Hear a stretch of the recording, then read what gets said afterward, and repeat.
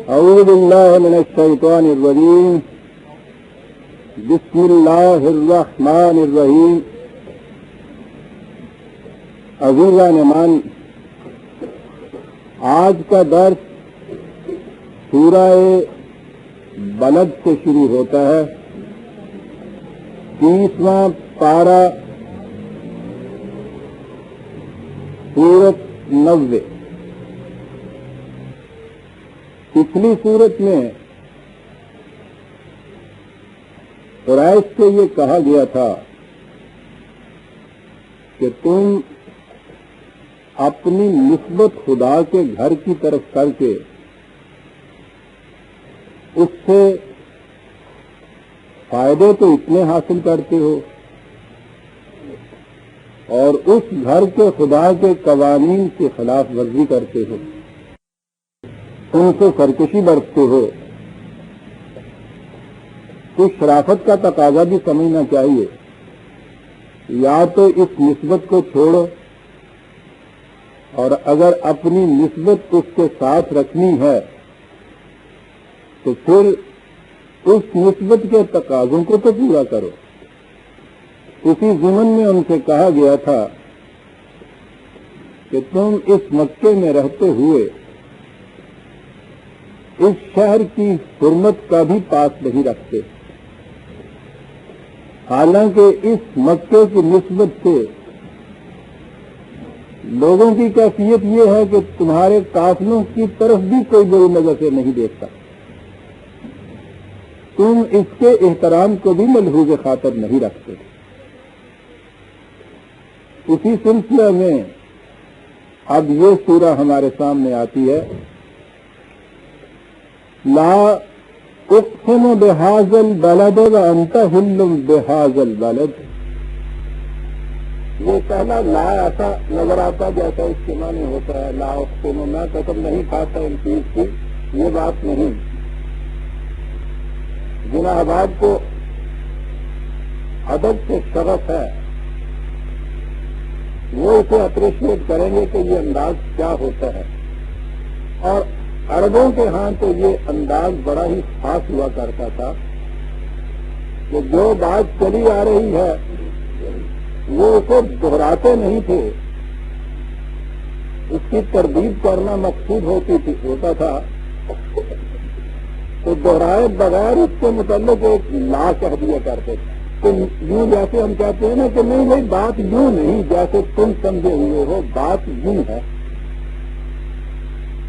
یہ سارا انداز آ جاتا تھا ان کے ہاں مخاطب کی اس ساری چیز کی تردید کرنے کے لیے ابتدائی کلام کی کیا کرتے تھے لا سے. عربوں کی اسی ادبی روش کے ابتدا میں ہمارے ہاں بھی بعض ادبا نے شعراء نے یہ انداز اختیار کیا. یہی ضمن یاد آتا ہے مجھے. غالب نے کہا ہے نہیں کہ مجھ کو قیامت کا اعتقاد نہیں. آپ دیکھیے اس مصرے میں پہلی نہیں جو ہے بظاہر زائد نظر آتی ہے، لیکن یہ بڑی بڑی چیز ہے. اس کے معنی یہ ہے، انداز اس کا یہ ہے کہ کوئی بات گفتگو ہو رہی تھی، مخاطب نے اعتراض کیا تھا کہ تم تو یہ بھی نہیں مانتے، تم تو اسے بھی کوئی تسلیم نہیں کرتے. یہ بیان ہی وہی عربی انداز ہے کہ اس کا ذکر کیے بغیر ہی بات شروع کی ہے نہیں. تو یہ جو ہے انداز جو بڑا بدیل ہوتا ہے، قرآن بھی یہی انداز اختیار کرتا ہے. لا، بات یوں نہیں جو تم سمجھے بیٹھے ہو کہ وہ مٹھی بھر جماعت بے سر و سامانوں کی اتنا بڑا دعویٰ لے کے اٹھی ہے. ذرا ملاحظہ فرمائیے، ذرہ ناچیز و تعمیر بیابانے میں گئے، یہ کر کیا لیں گے؟ دعوے یہ ہیں کہ اس کعبہ کو، اس بلد و امین کو ایک نظام نو کا مرکز بننا ہے. اور وہ نظامی ہے نہیں جس کا یہ مرکز بنا رہے ہیں، وہ نظام کہاں ہے؟ فرسودہ باتیں، اساطیر الاولین، کہنا روایات، یہ قادر حالات خیالات کتنے بڑے انقلاب کے دائی بنے بیٹھے ہیں۔ اس مکے میں اپنے جھنڈے گاڑیں گے، اسے اپنے نظام کا مرکز بنائیں گے۔ نظام وہ ہوگا کہ جس میں ہماری برہمنیت ختم ہو جائے گی، جس میں ہماری سرمایہ داری کا نظام ختم ہو جائے گا۔ ارے دیکھو تو صحیح ان کا یہ کہنا، نہ بات یوں نہیں جیسا تم سمجھے بیٹھے ہو کہ یہ مٹھی بھر جماعت کر کیا لے گی۔ میں اسی بلد و امین کو شہادت میں پیش کرتا ہوں اس چیز سے۔ آگے بات ہے ووالد وما ولد۔ آپ دیکھیں گے بظاہر اس کے اندر کوئی ربط نظر نہیں آئے گا کہ باپ اور بیٹا، کہیں بلد و امین کی شہادت پیش کی جا رہی ہے، کہیں باپ اور بیٹے کے بعد ذکر آ رہا ہے۔ ٹھیک ہے، پتہ بھی نگاہوں کو ربط نہیں نظر آیا کرتا، اور ان کے نزدیک تو قرآن کی خوبی یہ ہے کہ یہ بڑا ہی غیر مربوط ہے، صاحب محرم نہیں ہے تو ہی نواحائے راستہ۔ یہ تو الحمد سے والناس کا کہ ایک مربوط سلسلہ چلا آ رہا ہے، لیکن یہ ربط وہی ہے جو ایک ستارے کو دوسرے ستارے کے ساتھ ہوتا ہے۔ ظاہر بھی نگاہیں اس میں کوئی ربط نہیں پاتی۔ سائنٹسٹ سے پوچھیے، وہ کیا بتاتا ہے؟ لہو خورشید کا تب کے اگر ذرے کا دل چیرے۔ کائنات کا سلسلہ اس طرح مربوط ہے۔ قرآن کا ربط بھی اسی طرح کے ہے۔ بات انہوں نے یہ کہی تھی کہ یہ پرانی فرسودہ چیزیں، اس کے اندر سے تم کیا یہ ایک نظام نو کی بات کر رہے ہو؟ کہا یہ جا رہا ہے کہ تم ذرا غور کر کے دیکھو زندگی کس طرح ہر آن نئی حیاتیں تبدیل کر کے، نئے پیکر تبدیل کر کے آتی چلی جاتی ہے۔ باپ بوڑھا ہو جاتا ہے تو پھر نئی زندگی ایک حیات نو کی تعبیر میں بچے کی شکل میں دنیا کے سامنے آ جاتی ہے۔ تمہیں اس سے نہیں معلوم ہوتا کہ زندگی بیکار نہیں ہوا کرتی؟ یہ تو پرانا لباس ہوتا ہے، اسے اتارا جاتا ہے کہ نیا لباس پہنا جائے۔ زندگی کا تسلسل قائم ہے، اور تسلسل بھی اس انداز سے قائم ہے کہ جب ایک فرد کی زندگی فرسودہ اور کہنا اور مزمحل ہو جاتی ہے تو اس کے بعد اس میں سے حیات تازہ کی کوپر پھوٹتی ہے، وہ زندگی کی ساری ممکنات لیے ہوئے اپنے ساتھ پھر دنیا کے اندر وجود میں آ جاتی ہے۔ یہ کعبے کا نظام جو تم نے اس طرح سے بگاڑ دیا تھا، اسی فرسودہ بظاہر مزمحل جس میں کوئی نشان حیات و حرارت کا باقی نہیں ہے، اسی میں سے ایک حیات نو مسکراتی ہوئی ابھرے گی، اور تم دیکھو گے کہ شباب کو پہنچے گی، اور وہ نظام یہاں قائم ہو کر رہے گا۔ فوالد وما ولد۔ کتنی عظیم حقیقتیں بیان کر جاتا ہے قرآن برادران ایسی۔ کہا بات یہ ہے لقد خلقنا الانسان فی کبد۔ انسان کو ہم نے، دوسری جگہ ہے فی احسن تقویم پیدا کیا، اس کے اندر یہ صلاحیتیں رکھی کہ نہایت اعتدال کے ساتھ بیلنس پرسنالٹی اس کی ہو جائے، تمام صلاحیتوں میں صحیح تناسب پیدا ہو جائے، صحیح توازن پیدا ہو جائے، اور یوں اس کی ذات کی نشو و نما ہوتی چلی جائے۔ لیکن یہ راستہ ذرا دقت طلب ہے، دشوار گزار ہے، اور یہی اس کی دقت طلبی اور دشوار گزاری ہے کہ جس سے انسان اسفل سافلین میں جا پہنچتا ہے، اپنے آپ کو پسترین درجے کے اندر لے جاتا ہے، اس لیے کہ بڑا سہولت پسند واقعہ ہوا ہے، ذرا سی بھی محنت اور مشقت نہیں کرنا چاہتا۔ ہم نے انسان کو بہترین حیث قضائی میں توازن دیے ہوئے، تناسب دیے ہوئے، قبض کے عجیب لفظ ہے یہ، اس کے معنی ہوتے ہیں کہ توازن اور تناسب کو قائم کیے ہوئے جس میں کچھ مشقت درکار ہو۔ ہم نے تو اسے پیدا کیا تھا ایک صحیح توازن و تناسب قائم کرنے کے لیے، وہ ہو سکتا تھا صرف خدا کے قوانین کے اتباع سے، لیکن ایحسب ان لن یقدر علیہ احد، اور یہ سمجھے بیٹھا ہے کہ نہیں میرے اوپر کوئی قانون کسی کا ہے ہی نہیں، میں خود مختار ہوں، جو بھی میں آئے میں کروں۔ لیکن ایسا کہنے والا اس نظام نو کی تشکیل کی مخالفت کے اندر اس وقت اپنا مال و دولت تک صرف کر رہا ہے۔ تھوڑے ہی دنوں کے بعد وہ وقت آ جائے گا جب اسے کہنا پڑے گا کہ یقول اہلکت مالا لبدا، اسے یہ کہے گا کہ میں نے خامخواہ کے لیے اتنی محنت سے جمع کردہ مال ضائع کر دیا۔ اب دیکھتے ہیں کہ اس انداز سے کہا جا رہا ہے کہ یہ ساری مخالفتیں حاصل و نامراد رہیں گی، اور یہ نظام کامیاب ہو کر رہے گا کہ جو اس وقت اتنی دولت صرف کر رہے ہو اس کے ناکام بنانے میں تھوڑے ہی دنوں کے بعد تمہیں کفِ حسرت ملنا پڑے گی، اور تمہیں یہ کہو گے باسد یاد کہ افسوس میں نے اپنا مال یوں ضائع کر دیا۔ ایحسب ان لم یرہ احد، بات یہ ہے، یہ سمجھتا یہ ہے کہ مجھے کوئی دیکھنے والا ہی نہیں ہے۔ بڑے بڑے جرائم، جیسا میں نے اس سے دیکھ کر کئی مرتبہ کہا ہے، انسان اس اطمینان کے ساتھ کرتا ہے کہ اسے کوئی ڈیٹیکٹ نہیں کر رہا، کوئی دیکھ نہیں رہا، کوئی واقف نہیں اس کے ان جرائم سے۔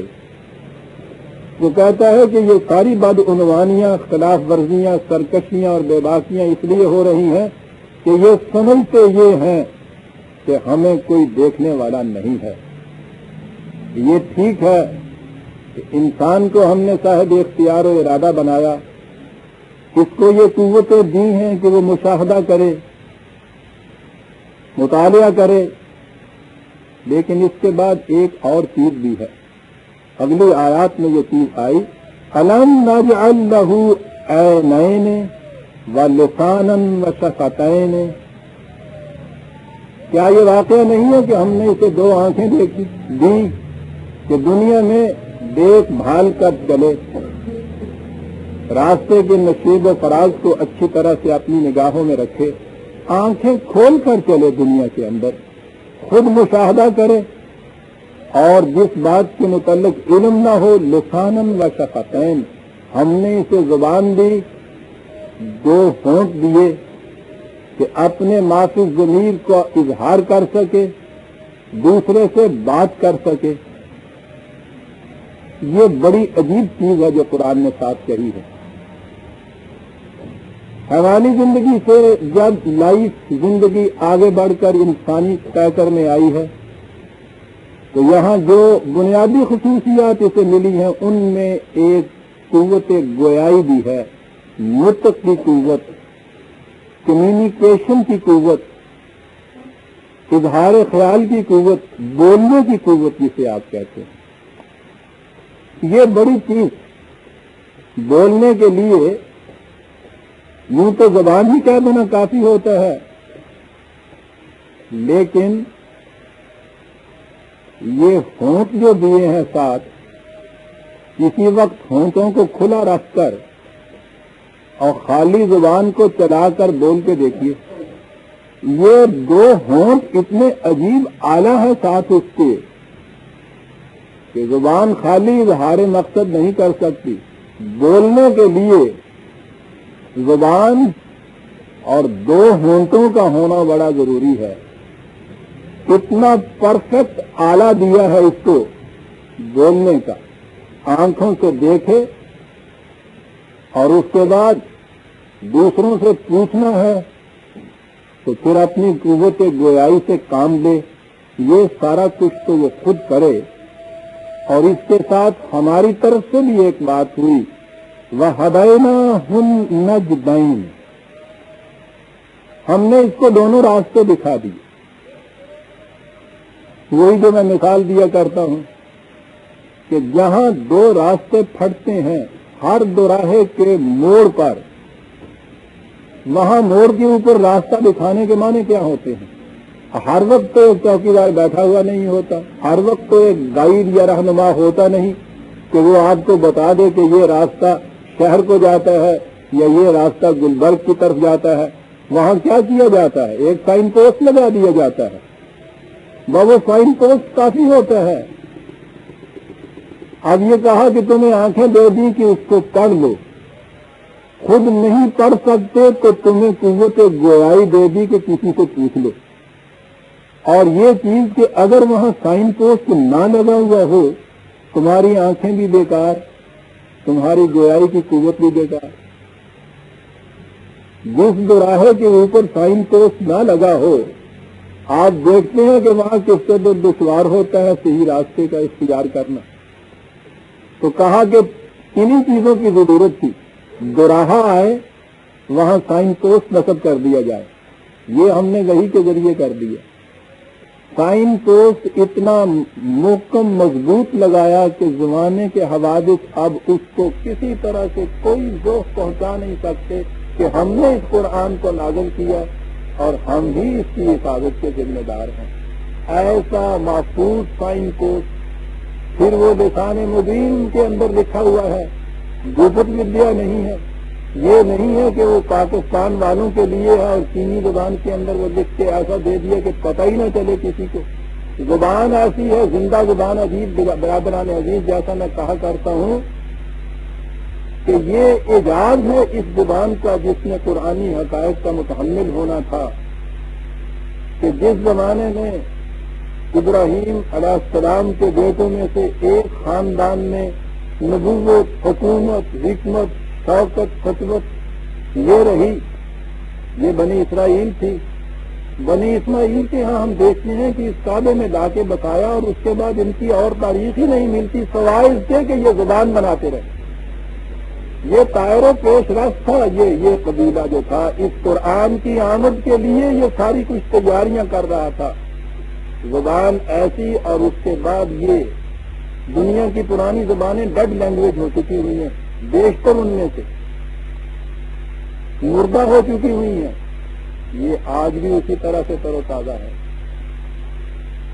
آپ حیران ہوں گے کہ عربی بولنے والے ممالک جتنے بھی ہیں ان میں بولنے کی زبان کے اندر تو فرق آ گیا ہے، وہی فرق جو ہمارے ہاں ضلع اور ضلع کی پنجابی میں ہوتا ہے، علاقے اور علاقے کی پنجابی زبان میں بھی آپ دیکھتے ہیں کہ اتنا فرق ہو جاتا ہے۔ کلوکین جسے کہتے ہیں، اس میں تو فرق ہو گیا ہے، لیکن ان کے ہاں کی ریٹن لینگویج جو ہے، تحریر کی زبان جو ہے، وہ آج بھی وہی زبان ہے جو قرآن کی زبان ہے۔ اور یہی وجہ ہے کہ مراکش سے لے کے اور نجد تک یا انڈونیشیا تک جہاں بھی عربی پڑھنے والے لوگ ہیں، کوئی دقت ہی نہیں ہوتی کسی ملک کی کوئی کتاب، کسی علاقے کی کوئی کتاب لکھی ہوئی دوسرے علاقے میں پڑھی جانے کے اندر زبان تو ان کی سمجھ میں نہیں آتی۔ ہمارے یہاں آ کے یہ جو نجدی بولتے ہیں ہمیں سمجھ میں نہیں بات آتی، ہم جو عربی کو جانتے ہیں، لیکن انہیں کی لکھی ہوئی کتاب جو ہے وہ ہم اسی طرح سے پڑھ لیتے ہیں جیسے کہ عربی جاننے والا ہر جگہ کی کتاب پڑھ سکتا ہے۔ زبان زندہ زبان ہے ان کے ہاں کی، قرآن محفوظ، قرآن کی زبان زندہ۔ یہ ہے سائن پوسٹ میں لگا دیا، تمہیں آنکھیں دی کہ خود پڑھو، پڑھ نہیں سکتے ہو تو پوچھو کسی دوسرے سے۔ کتنی بڑی چیز کہی۔ پھر وہی الفاظ کی بات آ جاتی ہے، ہداینا، خود ہدایت کے اندر ہوتا ہے کسی چیز کو ابھار کے پیش کرنا، ابھری ہوئی چیز کو کہتے ہیں۔ صرف راستہ دکھانا نہیں ہوتا، ابھار کے کسی چیز کو سامنے لانا ہوتا ہے۔ اور یہاں نجدین کہہ کے پھر یہ کہا، میں نے کہا نا کہ عربی زبان میں تو مرادفات سینکڑوں ہزاروں ہوتے ہیں، راستے کے لیے دوسرے الفاظ سے نجد کہتے ہی اس جگہ کو ہے جو ابھار جس میں ہوتا ہے، ابھری ہوئی چیز ہوتی ہے۔ راستہ دکھایا تو وہ ایسا نہیں کہ جس میں ابہام ہو کسی قسم کا، شک و شبہ رہ جائے۔ ابھرا ہوا راستہ تو آپ دیکھتے ہیں کتنا نمایاں ہوتا ہے، دکھایا تو اس طرح سے دکھایا کہ ابھرا ہوا ہے یہ راستہ، اور نجدین دونوں راستے ہم نے دکھا دیے۔ اب یہ دونوں راستوں میں آگے دیکھیے کہ فرق کیا ہے۔ خلقتہم العقبہ کا، وہاں کہا تھا نا کہ خلقنا الانسان فی کبد، کہ اس کے اندر جتنی صلاحیتیں ہیں ان صلاحیتوں کو ڈیولپ کرنے کے لیے کچھ تھوڑی سی محنت کرنی پڑتی ہے، ڈیولپڈ فارم کے اندر نہیں ملتی۔ ہر حیوان کو اس کی جو صلاحیت ہوتی ہے وہ ڈیولپ فارم میں ملتی ہے، اسے اس کو ڈیولپ کرنے کے لیے کچھ نہیں کرنا پڑتا۔ چیل کے بچے کو سیکھنا ہی نہیں پڑتا کہ اڑنا کس طرح سے ہوتا ہے، بچ کے بچے کو کہیں سیکھنا ہی نہیں پڑتا کہ تیرنا کس طرح ہوتا ہے۔ انسان کے اندر کی صلاحیتیں اسے ڈیولپ کرنی ہوتی، اسی کا نام ہے دشوار گزار تھوڑا سا راستہ جسے کہا مشکل اس کی یہ ہے کہ یہ سہولت پسند اتنا واقعہ ہوا ہے کہ ذرا سا بھی دقت طلب معاملہ جو ہوتا ہے یہ اسے اختیار نہیں کرتا۔ کہا یہ کہ دونوں راستے ہم نے دکھا دیے، ایک راستہ وہ ہے کہ جس میں دشواری ذرا سی محنت کرنی پڑتی ہے۔ اب یہ دیکھیے کہ راستہ کہہ کے دو راستے دکھائے ہیں، ان میں سے ایک راستے میں کچھ محنت کرنی پڑتی ہے، پھر راستے پہ چلنے والا مسافر تو یکساں ہوتا ہے، جو بھی چلے گا اس کو یکساں قسم کا راستہ ملے گا، لڑنے انوان برابر ہے، یعنی دونوں کو اگر اسی میں چھوڑ دیا جائے تو دونوں یکساں ہوتے ہیں۔ یہ بات کیا کہی کہ ایک راستہ ذرا دشوار گزار ہوتا ہے، یہ ہے اعجاز۔ کہتا یہ راستہ وہ ہے جو پہاڑی کے اوپر سے چڑھ کے جاتا ہے، راستے کی تشبیہ میں بات ساری کہہ دی، دشوار گزار ہے، دشواری اس میں نہیں ہوتی۔ گھاٹی یا پہاڑی کے اوپر جو چڑھا جاتا ہے اس میں بڑے صبر اور استقلال کی بڑی ضرورت ہوتی ہے، تیز جا ہی نہیں سکتا اس میں آدمی، قدم قدم جانا پڑتا ہے،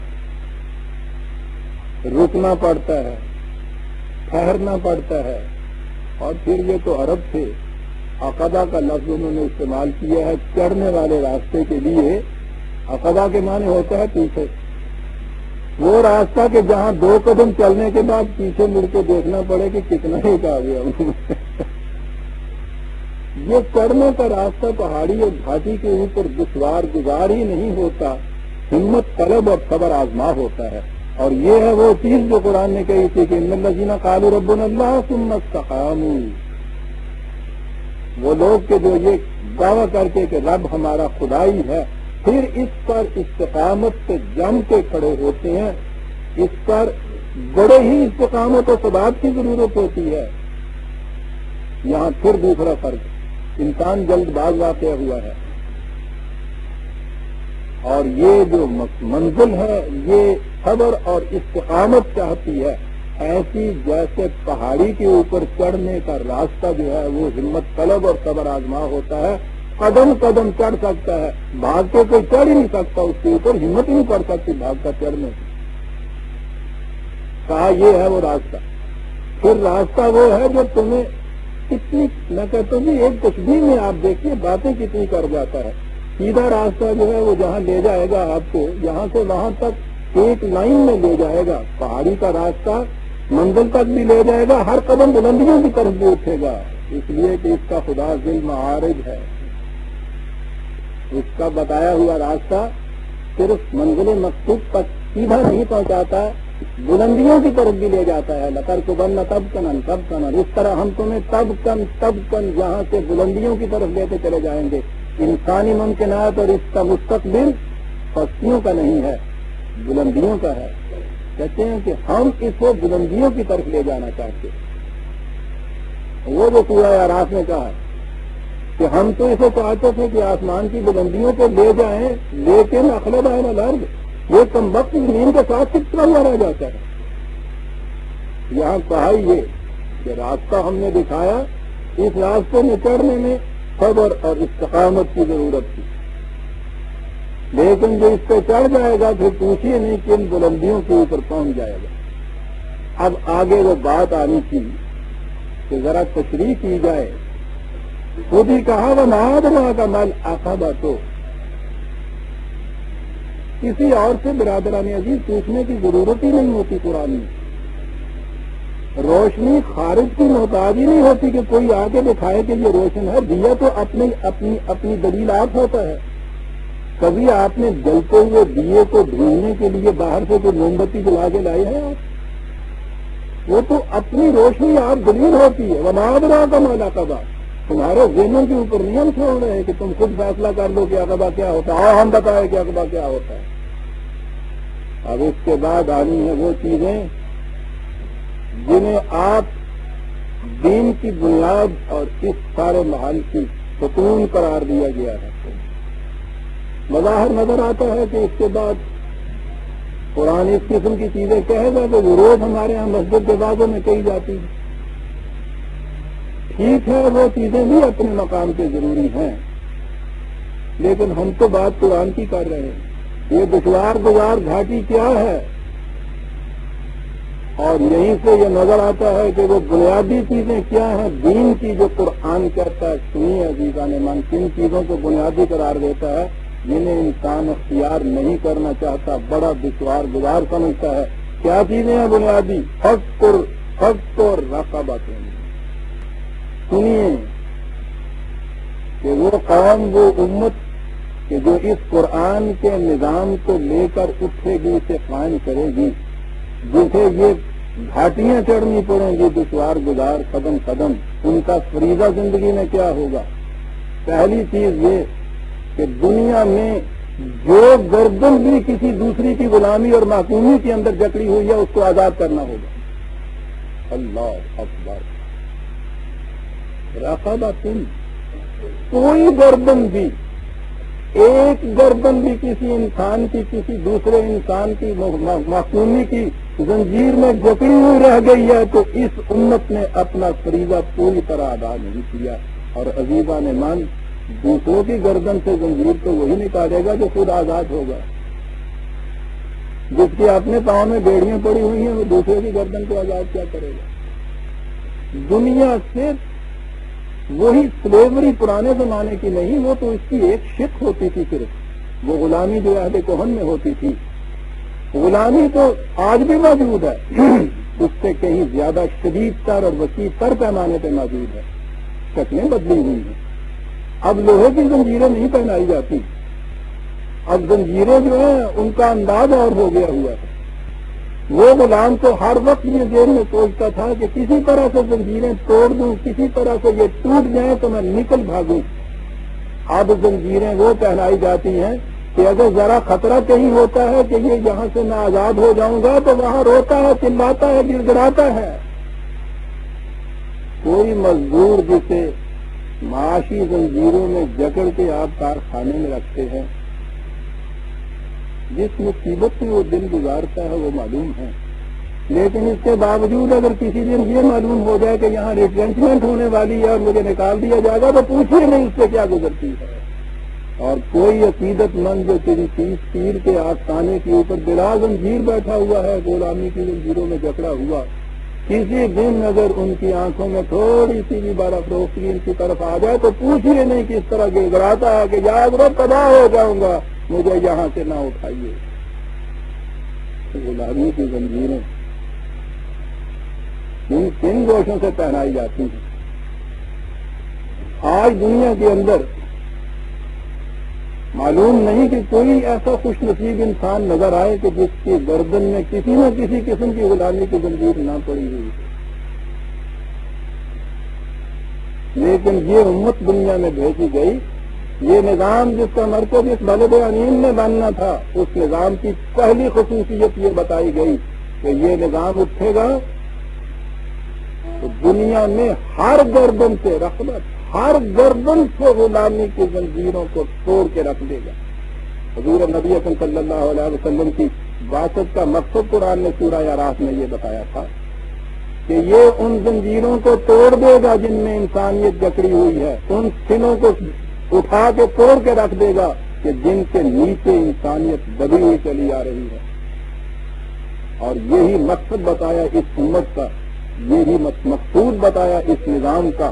حق اور رقبۃ، دنیا میں ہر نوع غلامی کے لیے پیغام موت. اور اس کے بعد آپ اپنے ہاں دیکھتے ہیں کہ آپ کے مذہب پرست طبقہ نے کیا کیا.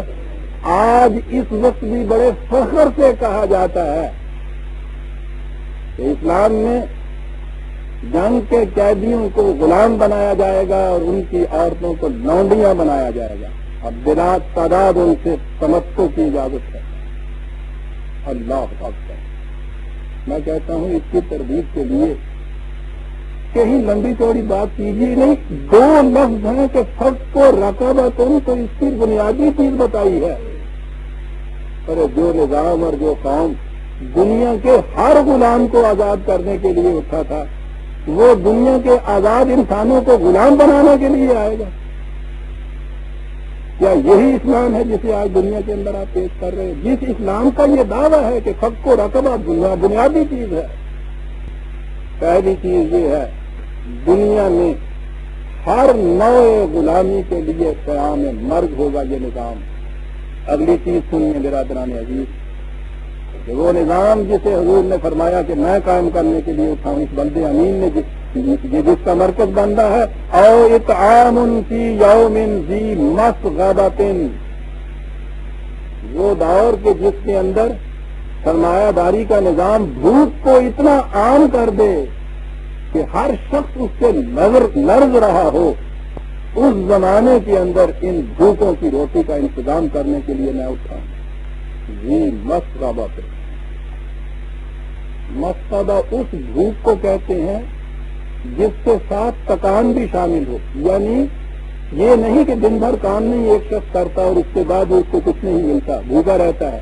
عربی زبان ہے عزیزان من، کیا عرض کروں، اور قرآن کا انتخاب ہے، یہ اعجاز ہے ان الفاظ کا انتخاب.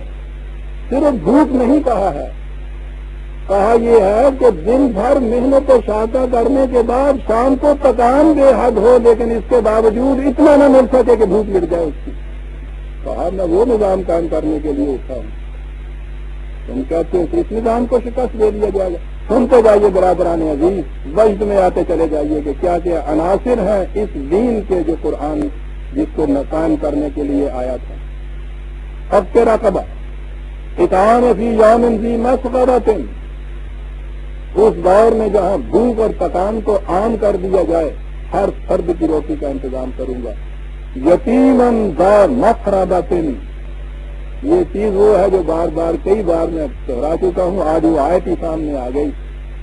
وہ نظام باطن کہ جس میں ایک فرد لاکھوں افراد کے اندر رہتا ہوا اپنے آپ کو تنہا محسوس کرے، میں اس نظام کو مٹانے کے لیے آیا.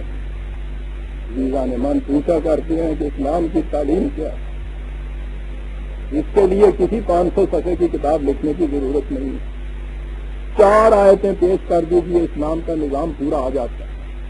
فک رقبہ، اطعام فی یوم ذی مسغبۃ،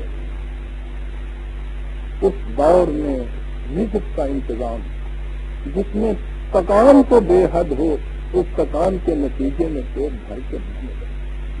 یتیم ذا مقربۃ، وہ نظام کے جس میں ہر فرد اپنے آپ کو لاکھوں کے اندر رکھتا ہوا تنہا محسوس کرے. تفصیل میں جاؤں گا تو شاید اس ایک ٹکڑے کے لیے بھی مجھے مہینہ بھر بھی کم ہوگا، لیکن مجھے تو آگے بڑھنا ہے. تیسری چیز آ گئی اور مسکین ذا مقربۃ، 2 لفظ میں برادران عزیز، وہ کہ دن بھر جسے تم مٹی کے اندر گاڑے رکھو اور اس کے بعد بیچارہ 2 قدم چل نہ سکے.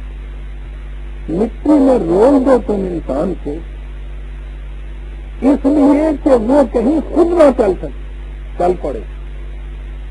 کہانی جی ہوں ہے تھی دیکھتے ہو بھی اندر جیسے آدمی ساتھ کے اندر تشبیہ ہے. دیکھیے قرآن کی اسی انسانوں کھوبے پھنسا سکتے ہو تاکہ وہ اپنے قدموں میں چل نہ سکیں. مسکین کے معنی سکن کے معنی سکون کے معنی ساکن ہو جانا، حرکت کا رک جانا. مسکین ذا مقربۃ، تم مٹی کے گاڑے میں اس لیے ان کو گاڑ دیتے ہو کہ یہ کہیں چل نہ پڑے. کہا میں اس نظام باطل کو توڑنے کے لیے آیا. دیکھ لیا برادران عزیز قرآن کی روح سے دین کے بنیادی ارکان، اس کے ستون، اس کے عناصر ترتیبی کیا ہے، اس کا مقصد زندگی کیا ہے، اس کا مقصود حیات کیا ہے، کاہے کے لیے یہ آیا ہے. اس نظام کو توڑنے کے لیے آیا ہے، اس حتم و یقین کے ساتھ آیا ہے کہ تم پوچھتے ہو کہ اس کی دلیل کیا ہے کہ یہ نظام آ جائے گا؟ کیوں نہیں وہی تو کہنا اور فرسودہ نظام جس میں غلامی، معصومی، محتاجی تو تھی، یہی فطرت کا نظام کہہ کے پکارا جاتا تھا، اسے فطرت کا نظام کہا جاتا ہے۔ کہتا یہ نظام تو ہم فرسودہ ہو چکا، اس جانے والی زندگی میں سے ایک نئی زندگی حیات نو اس کے اندر سے پیدا ہوگی، جیسا ہر طفل نو بشارت دیتا ہے اس چیز کی کہ خدا ابھی انسان سے مایوس نہیں ہوا۔ کہا یہ ہے دلیل میرے نظام نو کی، آتے رہے گا اس کی جگہ یہ تمہارا باطل نظام۔ کون لوگ ہوں گے جو اس نظام کو قائم کریں گے؟ ثم کان من الذین آمنوا وتواصوا بالصبر وتواصوا بالمرحمۃ، یہ وہ لوگ ہوں گے جو ان مستقل اقدار خداوندی پر یقین رکھیں گے۔ اور اگلی بات پھر قرآن ہے، سیدھا ایسا استعمال کرتا ہے جس کے اندر ساری حقیقت بیان کر جاتا ہے کہ یہ بات انفرادی نہیں ہوگی، خانقاہوں میں اور حجروں کے اندر بیٹھ کے یہ کچھ نہیں ہوگا۔ تواصوا، وہ ایک دوسرے کو تنقید کرے گے اس چیز کی، کاہے کی؟ اس صبر، استقامت سے کام لینا ہوگا۔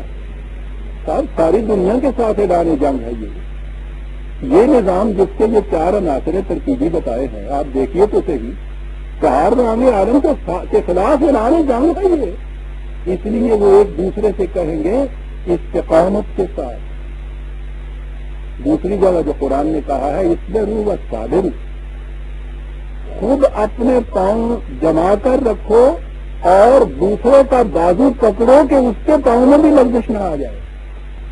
تواصوا بالصبر، خود جم کر رہیں گے اور دوسروں کے ساتھ یہ صورت ہوگی کہ وہ بھی استقامت کے ساتھ رہیں۔ کاہے کے لیے؟ تواصوا بالمرحمۃ، تاکہ دوسروں کے دکھوں کا علاج کیا جائے۔ جس کو ضرورت ہے محتاج کو، اس کو مرحمت، ہمارے یہاں بھی لفظ استعمال ہوتا ہے نا، مرحمت فرما دیجیے گا، اسی کو تو رحمت کہتے ہیں۔ رحمت ہوتا ہے کسی کو دینا اس انداز سے کہ اس میں نرمی کا پہلو ہو، درستگی کا پہلو ہو، اس انداز سے دینا، یوں بھیک دے کہ دستے گدا کو خبر نہ ہو، اسے مرحمت کہتے ہیں میرا کرام ہے۔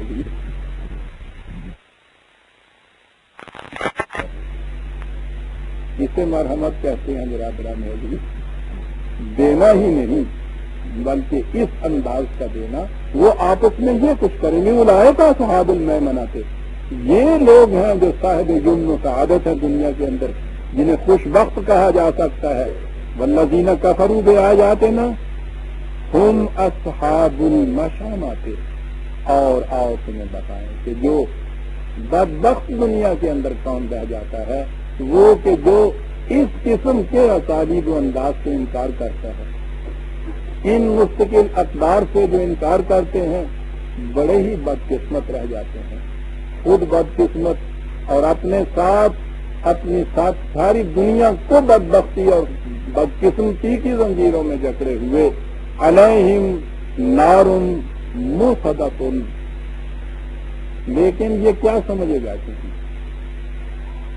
کہا کہ یہ تو اپنے ہی اس نظام کے جیل خانے کے اندر عجیب مثال ہے، یہ اس طرح سے اس کے اندر، اس بھاپ کے اندر کسیں گے جیسے ہنڈیا کے نیچے آگ جلا کے اوپر سے ڈھکن دے دیا جائے اور اس کے اندر ہوئیے۔ وما ہم بخارجین من النار، نظام وہی ہے، چاروں طرف سے انہیں گھیرے ہوئے ہے، بظاہر یہ سمجھے ہیں کہ کچھ نہیں، پانی ہے، حیات بخش ہے، اتنی سی چیز ہے کہ اس کے نیچے ذرا آگ جلا دی جاتی ہے اس ہنڈیا کے نیچے، پھر وہ کہتا ہے تمہیں پتا ہے نا کہ اس ہنڈیا کے اندر جو چیز ہوتی ہے اس کی کیفیت کیا ہوتی ہے؟ کہتا ہے ان کا انجام تو یہ ہونے والا ہے۔ یہ نظام خود اپنے اندر اس قسم کی تخریب کی نشانیاں رکھتا ہے، تقریب کی صلاحیتیں رکھتا ہے کہ یہ تو اپنی بھاپ کے اندر یہ گداز ہو جائیں گے، یہ تو کچلے جائیں گے، یہ کیفیت ہوگی ان کی۔ اس کی جگہ یہ نظام قائم ہو کر رہے گا، اور میں شہادت میں پیش کرتا ہوں اس بلد امین کی کہ جس کو بنایا ہی اس لیے گیا تھا کہ یہ اس نظام نو کا مرکز بنے، اور شہادت میں پیش کرتا ہوں نظام فطرت کی کہ وہ کونا اور فرسودہ زندگی کے بعد ایک حیات نو کو دنیا کے اندر لاتی ہے. یہ نظام آ کر رہے گا. سورہ حاجہ 91 سورۃ الشمس. بسم اللہ الرحمن الرحیم. والشمس وضحاها والقمر اذا تلاها. میں شہادت میں پیش کرتا ہوں یہ سورج آفتاب اور اس کی جلوہ فروزیوں کو. دیکھیے صحافتیں کیا پیش ہو رہی ہیں. نظام کائنات کے ایک ایک عنصر کو دیکھ. شہادت میں پیش کرتا ہوں اس آخر جہاں تاب کو اور اس کی جلوہ فروزیوں کو. والقمر اذا تلاها. عزیزان من، ایک لفظ سے آئیے اور پھر کہیے کہ اس کے بعد کسی دلیل و شہادت کی ضرورت رہے گی کہ یہ انسان کا کلام نہیں، یہ خدا کا کلام ہے. 1400 سال پیشتر عرب کی سرزمین میں ایک شخص انپڑھ وہ یہ کہہ رہا ہے، بات تو یوں ہی چلی آ رہی ہے. شہادت میں پیش کرتا ہے نظام کی طرف. شمس کی بات ہے، سورج کی، اس کے بعد قمر کی بات ہے، چاند کی. آپ کو معلوم ہے نا کہ یہ آج کا سائنٹسٹ یا کم از کم 200 صدی زیادہ سے زیادہ ہوئی ہے جس میں یہ چیز تھی کہ چاند کے اندر اپنی روشنی نہیں ہوتی. یہ اپنی روشنی مستعار لیتا ہے سورج. ایک لفظ ہے یوں ہی. شہادت میں تو قمر کو پیش کیا ہے، ساتھ اس کے ہے وہ طلاها. عربی زبان میں یہ کہتے ہیں وہ شخص جو کسی سے اپنے قرض کا کچھ بقیہ لینے کے لیے اس کے پیچھے پیچھے پھرتا رہے کہ دے جا بابا دے، مجھے دے بابا دے. کہتا ہے وہ قمر جو سورج کے پیچھے کیوں پھر رہا ہے جیسا قرض لینے والا اس کے پیچھے پھر رہا ہے. ایک بات کا اسی کو قمر اور شمس کو میں شہادت میں پیش کرتا ہوں. میں پوچھتا یہ ہوں ساری دنیا کے سائنٹسٹ اور علم افلاک کے ماہرین سے کہ 6 صدی عیسوی میں وہ کہیں سے یہ شہادت پیش کر کے بتا دیں کہ چاند کی اپنی روشنی نہیں ہوتی، یہ سورج کے پیچھے پھرتا ہے اور اس سے مستعار لیتا ہے اپنی روشنی کو. جو شخص اس زمانے میں یہ بات ضمن کہہ جاتا ہے والقمر اذا تلاها، اور سورج کو جب وہ بھیک منگوں کی طرح، چاند کو جب وہ بھیک منگوں کی طرح سورج کے پیچھے پیچھے پھرتا رہتا ہے، کوئی انسانی ذہن یہ چیز اس دور کے اندر کہہ سکتا تھا برادران میں. والقمر اذا تلاها والنهار اذا جلاها. دن کے جب اس کی آب و تاب اتنی چمک دمک کے سامنے آتی ہے. واللیل اذا یغشاها. اور رات کی تاریکیاں جب وہ چادر ہر چیز کے اوپر چھا جاتی ہے اس کو لپیٹ لیتی ہے. والسماء وما بناها. اور یہ اور اجرام فلکی جو تمہیں نظر آتے ہیں جن کو اس طرح سے بنانا ہی نہیں ہوتا بلکہ کسی شے کو بلندیوں کی طرف لے جا کے بنانے کے معنی ہوتے ہیں. ایک لفظ کے اندر وہ چیز موجود ہے. والارض وما طحاها. اور یہ زمین جو گول ہونے کے باوجود یوں پھیلی ہوئی تمہیں نظر آتی ہے کہ احساس ہی نہیں ہوتا کہ یہ گول بھی ہے. یہ تو نظام کائنات ہی ہے. اور اس کے بعد انسان کی اپنی دنیا کی طرف آ گئے. والنفس وما سواها. 2 آیتیں اس کے بعد بڑی عظیم آ رہی ہیں. والنفس وما سواها. اور انسانی ذات اور اس کی وہ خصوصیتیں جس سے یہ ایک بیلنس پرسنالٹی بن سکتی ہے، ایک متوازن شخصیت بن سکتی ہے. یہ سارا نظام کائنات تناسب اور توازن پہ چل رہا ہے برادران. اگر ان کی کسی رفتار میں، کسی ریڈیشن میں، کسی گریویٹیشن میں، کسی باہمی کشش کے اندر ان کے توازن میں کروڑویں حصے کا بھی فرق آ جائے تو یہ سارا سلسلہ کائنات ٹکرا کے ایک دن میں تاش پاش ہو جائے.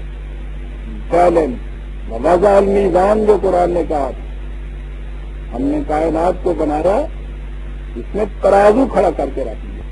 یہ سارا سلسلہ کائنات توازن پہ چلتا ہے. والنفس وما سواها.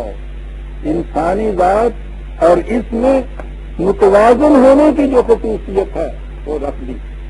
یہ ہے اگلا ایک ٹکڑا، 3 لفظ کہ جس کے غلط مقصود و مفہوم نے اتنی گمراہیاں پھیلا رکھی ہوئی ہیں.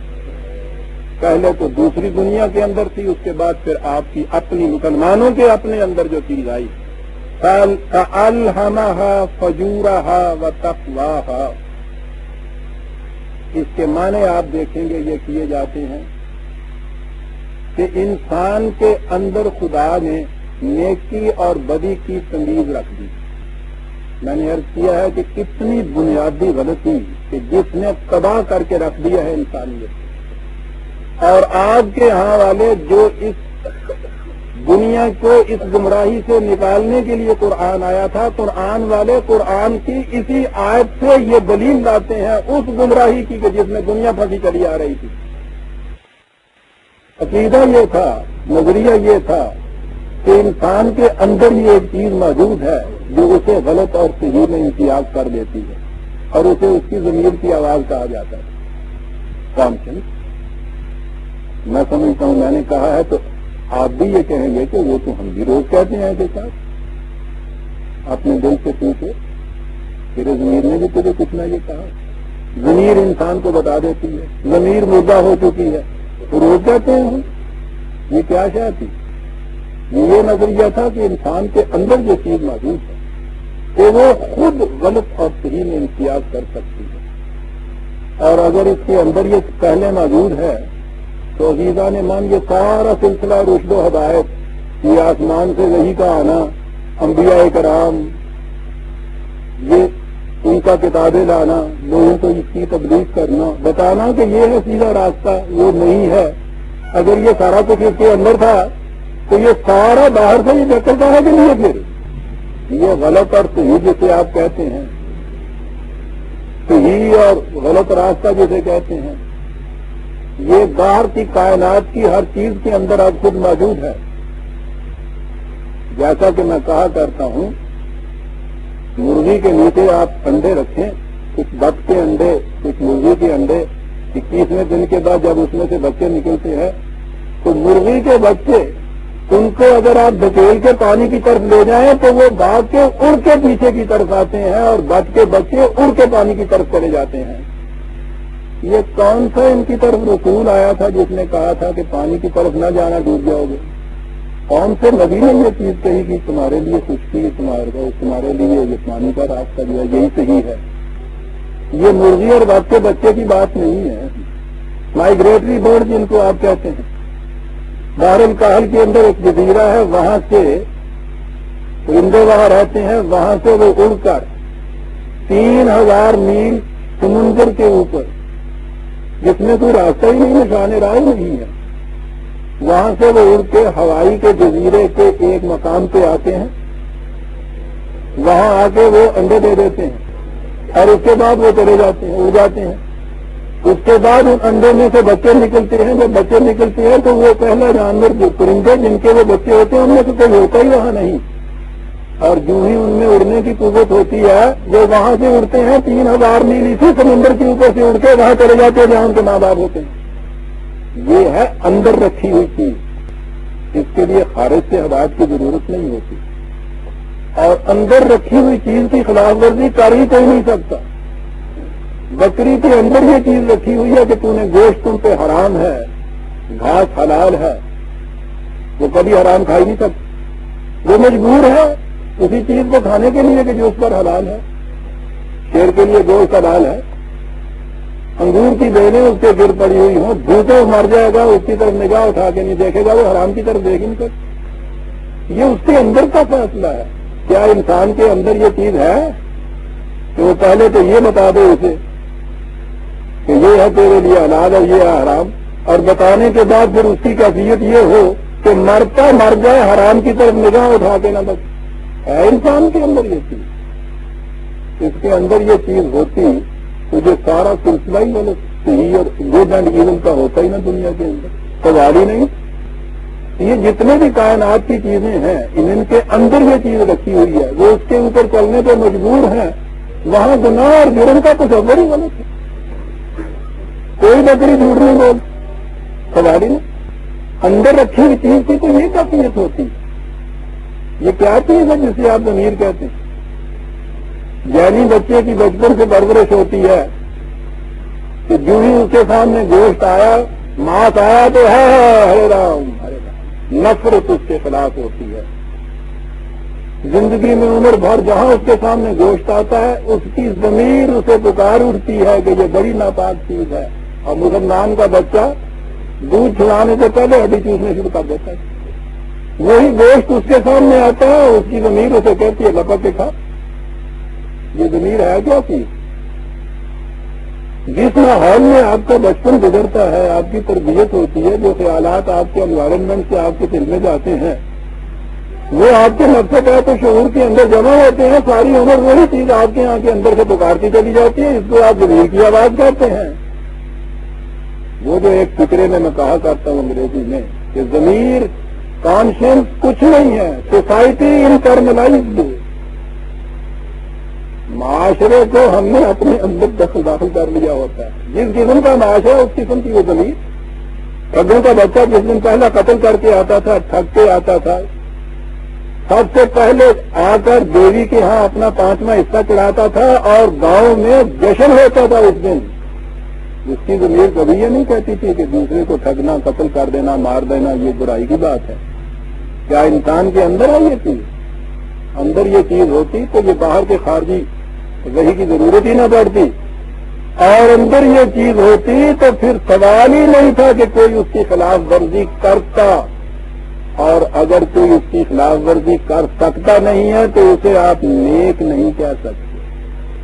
آپ کبھی یہ کہتے ہیں کہ بکریاں تو بڑی متقی پرہیزگار واقعہ سنی ہے، صاحب دیکھیے نا گوشت کی طرف آنکھ اٹھا کے نہیں دیکھتی۔ نیکی نیکی نہیں، نیکی تو اس کی نیکی ہے جو بدی کی قوت ہونے کے باوجود نیکی کرے، براہے پہ پہنچنے کے بعد خود یہ اپنے مرضی سے صحیح راستہ اختیار کرے، اسے صحیح راستے پہ چلنے والا کہتے ہیں۔ لہذا یہ چیز فلہمہا فجورہا و تقواہا کہ خدا نے نفس انسانی کو پیدا کیا، انسانی ذات کو، اور اس کے اندر نیکی اور بدی کی تمیز کو رکھ دیا بنیادی طور پہ غلط۔ مطالعہ فطرت انسانی کے خلاف، مطالعہ کائنات کے خلاف، قرآن کی بنیادی تعلیم کے خلاف۔ ابھی اس نے کہا تھا ہدیناہم نجدین، ہم نے اس کو 2 راستے دکھائے، اس کے اندر یہ چیز کوئی نہیں تھی۔ یہ چیز کیا ہے؟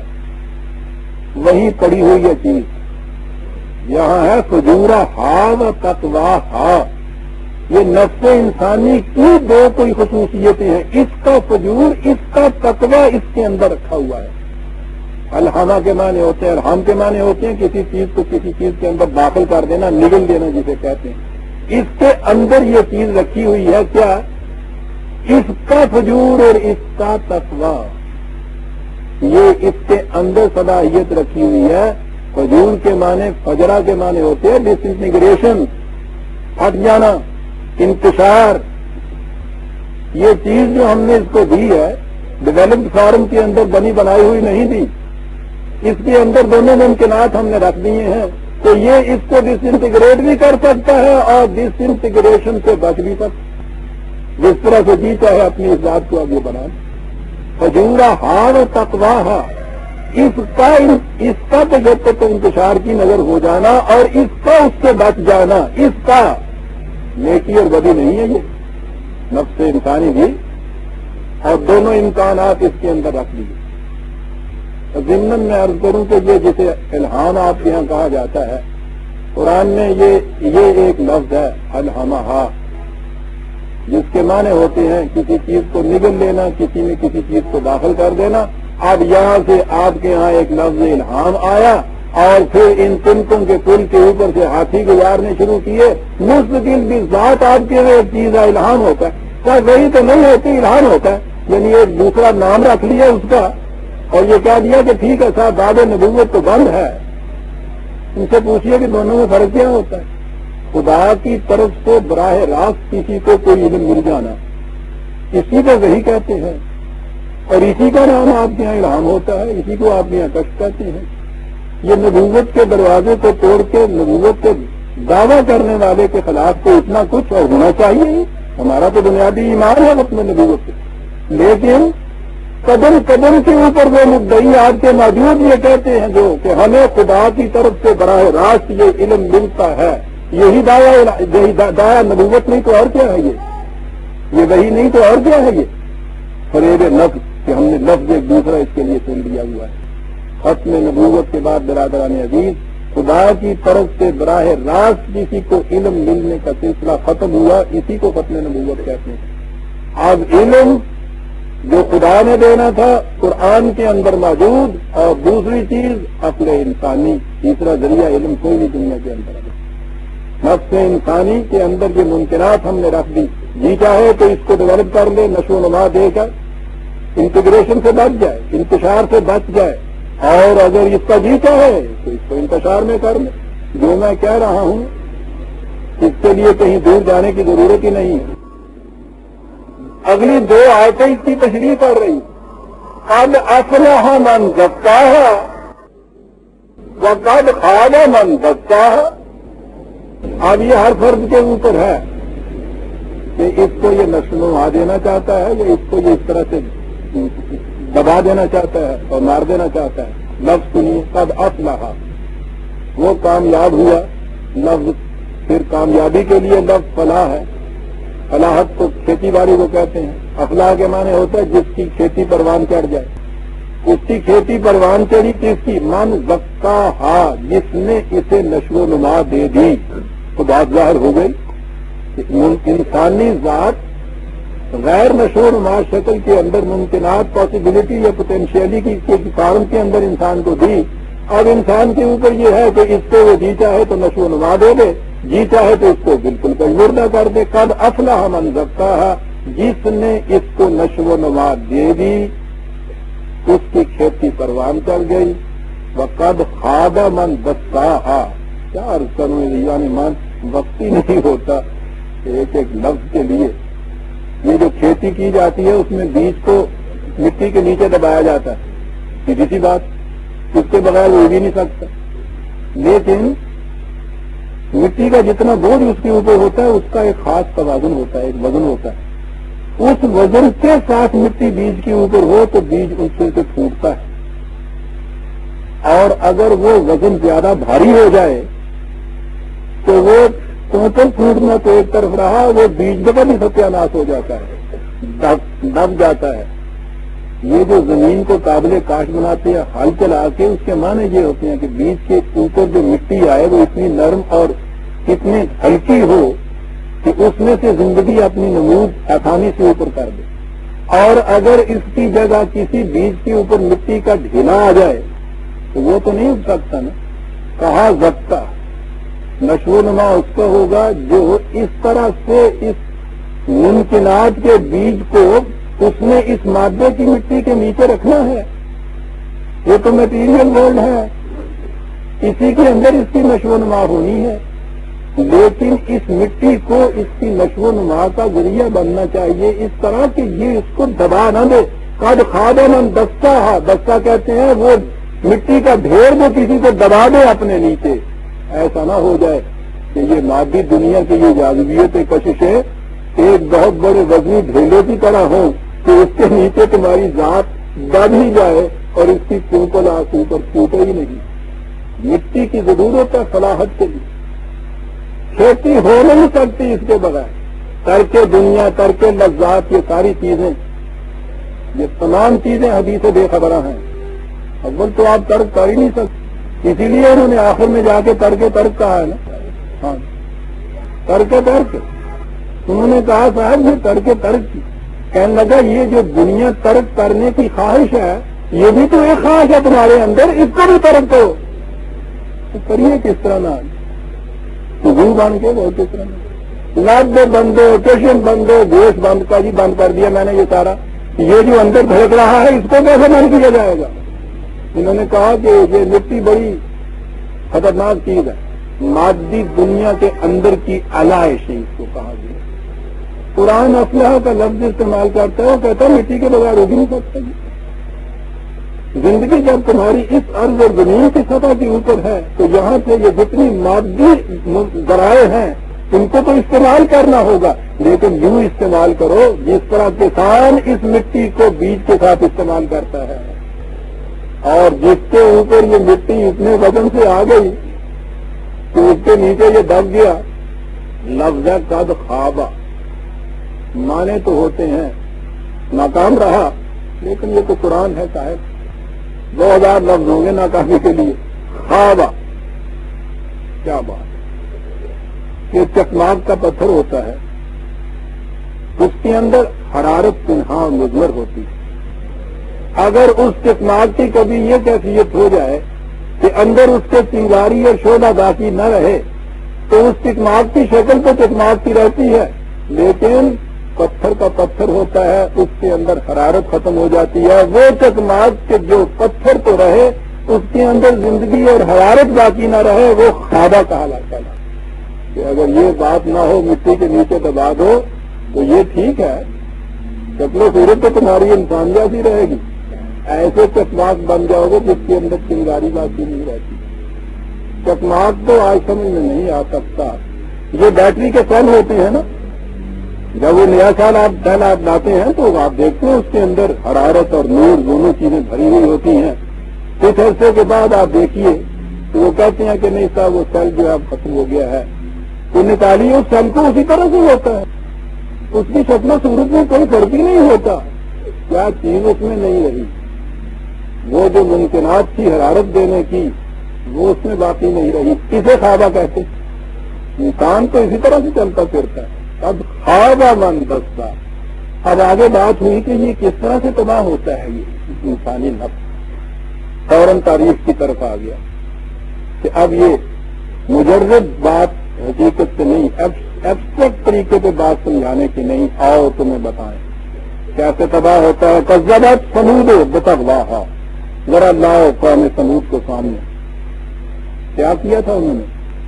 چراگاہوں کو اور چشموں کو جو خدا نے تمام انسانوں اور تمام انسانوں کے مویشیوں کے لیے سامان رزق پیدا کیا تھا، اس پہ ان کے بڑے بڑے سرداروں نے ذاتی ملکیت سنبھالی تھی۔ طغواہا، حدود فراموشیاں ان کی، کہا قوم ثمود کو سامنے لاؤ اور ان کی حدود فراموشیوں کو سامنے لاؤ۔ اذ انبعث اشقاہا فقال لهم رسول اللہ ناقۃ اللہ وسقیاہا، ان میں سے وہ اٹھا بہت بڑا سرکش، حالانکہ ان کے خدا کے رسول نے ان سے کہا تھا کہ یہ زمین اللہ کی، یہ اونٹنی اللہ کی، اللہ کی زمین پہ اللہ کی اونٹنی چلے گی، وسقیاہا، پانی کی باریاں مقرر کر لو، یہ اپنی باری پہ پانی پیے گی۔ آپ دیکھتے ہیں ناقۃ اللہ کہاں ہے کہ تم پیاسا مارتے ہو اس اونٹنی کو یہ کہہ کے کہ تو بھتوری ہے نا، کہا یہ نسبت تم نے جب اس کی اس کی طرف، اس غریب کی طرف، تو اب اس کے اوپر تم نے راستے سارے بند کر دیے، حالانکہ اس بیچاری اونٹنی نے تو یہ کچھ کہا ہی نہیں تھا کہ میں غریب کی اونٹنی ہوں یا امیر کی اونٹنی ہوں۔ ارے کمبختو، خدا کی زمین، خدا کی اونٹنی، دیکھا خدا کی اونٹنی کہاں کہا گیا ہے؟ یہ ساری تباہیاں نسبتوں سے آتی ہیں نا۔ محل کے سرون کوارٹر میں پیدا ہونے والا بچہ ملازم کا لڑکا، مچھو کا پتر، بچو چولہے کا پتر، نسبتیں آپ دیکھتے ہیں۔ یہ خان صاحب کے صاحبزادے وہ ہوئے، ان دونوں بچوں کے اندر انہوں نے تو ابھی کچھ کیا نہیں دنیا میں، نہ ذاتی جوہر ان کے کھلے، نہ انہوں نے اپنی محنت مشقت سے اپنے لیے کچھ پیدا کیا۔ یہ دونوں اس دنیا میں آ گئے، دنیا میں آئے اس طرح سے کہ ایک اس جھونپڑے کے اندر پیدا ہو گیا، ایک اس مال کے اندر پیدا ہو گیا۔ تم نے نسبتیں ان کو دے دی ہیں، ان دونوں کی ساری عمر اب تعین جو ان کا ہوتا ہے زندگی کے اندر ان نسبتوں کی وجہ سے ہوتا ہے۔ تو کہو خدا کی مخلوق وہ بھی اور یہ بھی، ناقۃ اللہ، بس کہا اتنی سی چیز اڑا دیجئے مسئلہ حل ہو جاتا ہے سارا۔ عزیزان مان نسبتیں مار رہی ہیں، ناقۃ اللہ وسقیاہا فکذبوہ فعقروہا، اس نے کہا ناقۃ، انہوں نے کہا کہ نہیں، میں کنگڑانیاں اونٹیاں آ گئی لگی، نہیں پانی پی سکتی ہیں۔ تکذیب کی کس بات کی؟ ناقۃ اللہ کو ناقۃ اللہ نہیں کہا، دیکھا کس بات کو جھٹلایا۔ اور اس کے بعد وہ اٹھا اور اس کو آ کے اس نے اس کی کونچے کاٹ دی۔ کیا ہوا اس کے بعد؟ لفظ آتا ہے برادران عزیز، فَدَمْدَمَ عَلَيْهِمْ رَبَّهُمْ بِذَنبِهِمْ فَسَوَّاهَا۔ دمدمہ روڈ رولر کو کہتے ہیں۔ تمہارے خدا نے ان کے جرائم کی وجہ سے اس قوم کے اوپر اپنے قانون مقافات کا روڈ رولر پھیر دیا، ہموار کر کے رکھ دیا ان کو، بڑے اونچے بنے پھرتے تھے۔ فَسَوَّاهَا، یہ آپ کے لیے یہ جو ٹینک اب یہ نئے نکلے ہیں اس دور میں، ان کے لیے بھی انہوں نے عربی کا لفظ دمدمہ ہی استعمال کیا، روڈ رولر کو کہتے ہیں۔ ہمارے قانون مقافات سے ایک روڈ رولر ان کے اوپر پھیر دیا، زمین کے ساتھ ملا کے رکھ دیا ان کی بستیوں کو، اس لیے کہ وہ ناقۃ اللہ کو ناقۃ اللہ نہیں کہتے، نسبتیں رکھتے تھے اس کی زمین کی۔ اور اگلا لفظ ہے برادران عزیز، عجیب چیز ہے، یہ کچھ کرنے کے بعد کرنے والے کو کچھ خیال آنا چاہیے، اتنی مخلوق، اتنی بڑی قوم، اس کے اوپر ایک روڈ رولر پھرا دیا جاتا ہے، تباہ کر دیا جاتا ہے، آگ کر دیا جاتا ہے، کا خیال ہونا چاہیے کہ میں نے یہ کیا کیا۔ وَلَا يَخَافُ عُقْبَاهَا، اور اس کو اس کا قطعاً خیال نہیں پیدا ہوتا کہ اس کا انجام کیا ہوگا، اس لیے کہ یہ اسے خیال پیدا ہو جو ظلم سے ایسا کر رہا ہے۔ ڈاکٹر جب کسی کا ہاتھ کاٹ دیتا ہے تو اس کے بعد اس کو اس کی ندامت یا احساس نہیں ہوتا کہ میں نے یہ کیا کر دیا، اس کو تو خوشی ہوتی ہے اس چیز کی کہ میرا آپریشن بڑا کامیاب رہا۔ ظالم کسی کا جب ہاتھ کاٹتا ہے تو اس ہاتھ کاٹنے کے بعد پھر جب اس سے یہ کہا جاتا ہے کہ تو نے یہ کیا کیا، اس کو اس کے انجام سے واقعی افسوس ہوتا ہے، باقی دنیا بھی افسوس کرتی ہے، لیکن ڈاکٹر بھی خوش ہوتا ہے، مریض بھی خوش ہوتا ہے، اس کے علاوہ حکیم بھی مبارکباد دے دیتے ہیں، ہاتھ تو اس نے بھی کاٹا تھا، ہاتھ تو اس نے بھی کاٹا تھا۔ ایک دمدمہ فرعون چلاتا ہے مظلوموں کی بستیوں کو ہموار کرنے کے لیے، ایک دمدمہ خدا کا قانون مقافات چلاتا ہے ان ظالموں کے جنہوں نے دوسروں کی کھوپڑیوں کے اوپر اپنے محلات استوار کیے ہوئے ہیں، ان محلات کو اس کو زمین کے ساتھ ہموار کرنے کے لیے اس قسم کے دمدمہ کے بعد کہا فلا یخاف عقباہا، ہمیں قطعاً اس کا احساس بھی پیدا نہیں ہوتا کہ یہ چیز کیا ہو رہی ہے۔ احساس اسے پیدا ہوگا جس کے ضمیر مجرم ہوگی، میں نے پھر ضمیر کا لفظ یہ کہا، احساس جس کا نام ہے۔ جب جس وقت اس کو یہ کہتا ہے کہ پھانسی پر لٹکا دو اس کو 3 دن کے بعد، اس کے بعد کبھی اس کی ضمیر ملامت نہیں کرتی کہ میں نے یہ کیا کیا، بلکہ وہ مطمئن ہوتا ہے کہ میں نے عدل اور انصاف کے تقاضوں کو پورا کیا۔ یہ فرق ہے عزیزان من، جو ایک واقعہ حضور نبی اکرم صلی اللہ علیہ وسلم کا سامنے آتا ہے۔ ایک قاتل کو سزائے موت دی گئی، اس زمانے میں اسے قتل کیا کرتے تھے، غیر مسلم تھا، سزائے موت دی گئی اور حضور تو جج تھے، مجسٹریٹ، ان کے حکم سے یہ ہوا، سامنے لایا گیا۔ اس زمانے میں اس طرح سے ہی اس کے اوپر سزا وارد کیا کرتے تھے۔ جلاد کھڑا ہوا سر پہ، اس کی ایک چھوٹی سی 8 سالہ بچی روتی چلچلاتی ہوئی آئی اور حضور کی ٹانگوں کے ساتھ آ کے لپٹ گئی، چلائی اور کہا کہ میرے ابا، میں یتیم ہو جاؤں گی اگر بیماری، یہ میرا باپ ہے، اس کو بھی چھوڑ دو۔ حضور کی آنکھوں سے آنکھ سے نکلا، صحابہ نے سمجھا کہ شاید اب معاف کیا جائے گا۔ جلاد کی طرف آپ نے اشارہ کیا کہ تلوار چلا دو، سارے مار دو، قتل کر دیا گیا۔ پوچھا گیا کہ حضور یہ کیا بات تھی، آنکھوں میں آپ کے آنسو بھی تھے اور اس کے باوجود آپ نے اس کے پھر قتل کا حکم دے دیا۔ کہا کہ وہ محمد ابن عبداللہ کی آنکھ رو رہی تھی اس بچی کے چلچلانے سے، قانون کو نافذ کرنے والے محمد کا ہاتھ اشارہ کر رہا تھا اس کو قتل کرنے کے لیے. فلا یخاف عقباہا، اور اگر اس سے قانون ڈرنے لگ جائے کہ یہ کیا ہوگا، انار کی پھیل جائے. برادران عزیز، بات اتنے جذب و کیف کی ہے، لیکن سمجھانے کے لیے دوسری طرف بات ایک مزاح کی بھی آ گئی کہ جو اس سے ڈرتا ہے پھر کرتا کیا ہے. بلائے دے کر چور آ گئے، سی بڑا تگڑا، سویر میں اٹھ کے بیٹھا ہے، دیکھے گوانڈیاں انڈیاں نے تو رون دیا ہے. انہوں نے پوچھا کی ہوا، کہنے لگا چور آیا سی. کہنے لگا تو ستا ہی رہا ساری رات.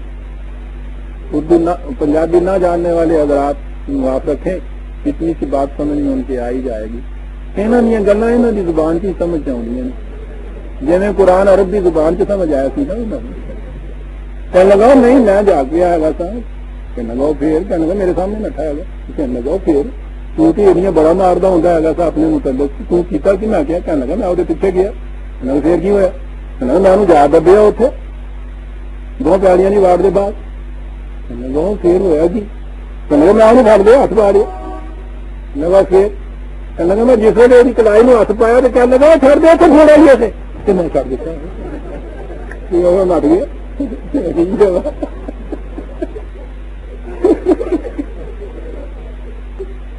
جو ظالم کی کلائی کو پکڑتا ہے اور اس کے بعد اس چیز سے اس کا دل دہل جاتا ہے کہ یہ تھوڑا ہے گا، وہ دنیا کے اندر نظام امن قائم نہیں رکھ سکتا. نظام امن وہی قائم رکھ سکتا ہے کہ فلا یخاف عقباہا. عزیزان من، دو لفظوں کے اندر قرآن قانون کی حکمرانی کی گن جنوں کہتے ہیں نا، تک جنوں کہتے ہیں نا، وہ کڈ کے رکھ دیتا ہے. بے انصافی کے لیے آنکھ تک نہیں ہوتا. جہاں انصاف کا قانون کا تقاضا ہوتا ہے، لا یخاف عقباہا، پھر وہ اس کی پرواہ نہیں کرتا کہ یہ تھوڑا دکھ جائے گا. ظالم کی کلائی کو مروڑنا ہوتا ہے. سورہ الشمس ختم ہوئی برادران عزیز، 91 سورت. وقت ہے صرف 5 منٹ. اگلی سورت کو میں شروع کروں گا